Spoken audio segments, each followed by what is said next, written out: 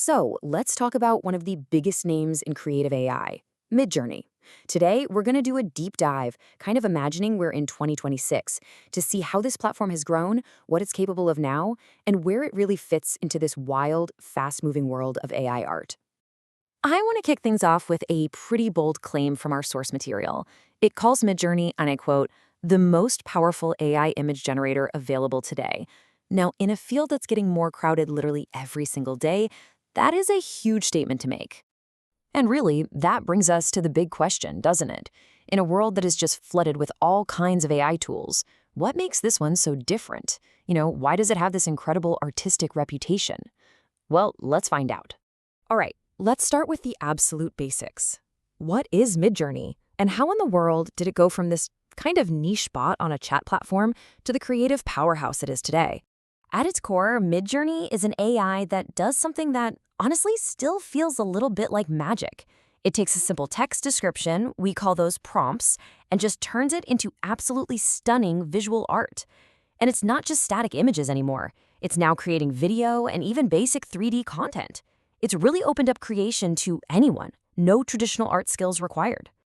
To really get Midjourney, you have to know where it came from.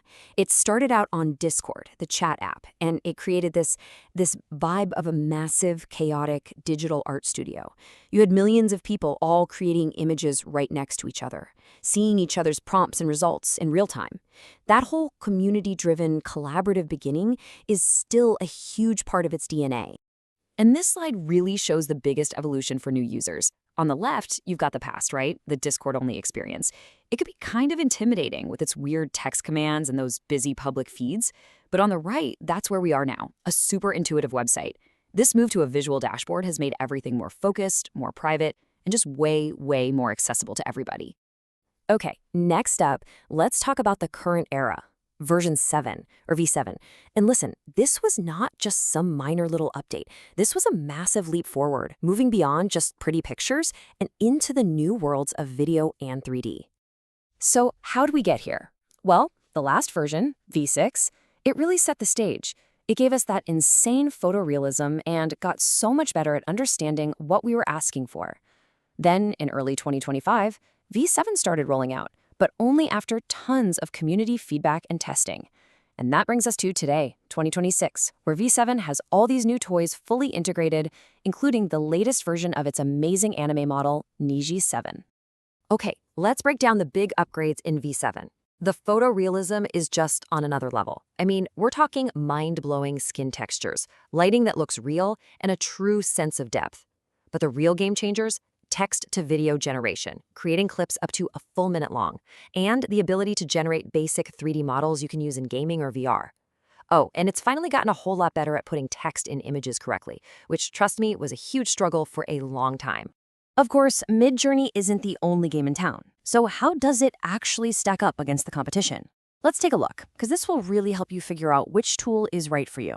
First up is DALL-E 3. The best way to think of this one is as the literal communicator. It's awesome for beginners because you can just talk to it in plain English and it understands really complex sentences almost perfectly. It's still probably the best one out there if getting words spelled right inside your image is your #1 goal. Next, you've got Stable Diffusion, which I like to call the open source architect. Now this is the tool for the techie, the tinkerer. If you've got a powerful computer, you can run it yourself, which gives you total control, complete privacy, and hey, it's free. It's definitely more complicated, but the freedom it offers is something the others just can't touch.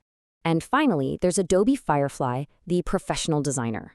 Its killer feature is that it was trained on Adobe's own stock photo library. That makes it by far the safest choice for any kind of commercial work, protecting you from copyright headaches.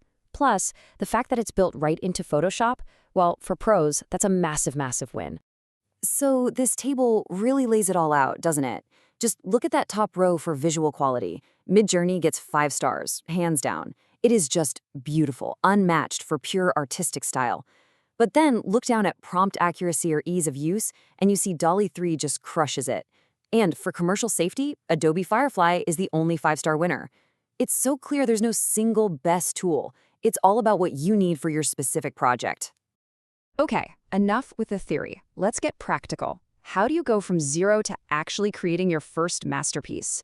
Don't worry, this is your simple, step-by-step guide to getting started. It honestly boils down to these 3 simple steps. First, just go to the Midjourney website and sign up for a plan. The basic $10 one is plenty to get started. Second, you just describe what you want to see. Don't be shy. Get descriptive. Think about the subject, the style, the lighting, the feeling. And finally, Midjourney spits out 4 options. You just click the U button, that's for upscale, on the one you love, and bam, you get a beautiful, high-resolution version. It really is that easy to get going. Now, once you get the hang of the basics, a whole new world of creative control opens up. You can start exploring these power features, like Dash Sref, which lets you copy the artistic style of any image you like. Or Dash Cref, which is a total game changer for keeping a character looking the same across different pictures. You can even use the Vary Region tool to repaint and change just one specific part of your image. This is where the real artistry starts to happen. So, we've seen what Midjourney is, how it got here, and how you can use it. But all this technology, it kind of brings up a much bigger question. When a tool this powerful lets literally anyone direct the creation of a masterpiece, what does that even mean for a definition of an artist? It's something to think about.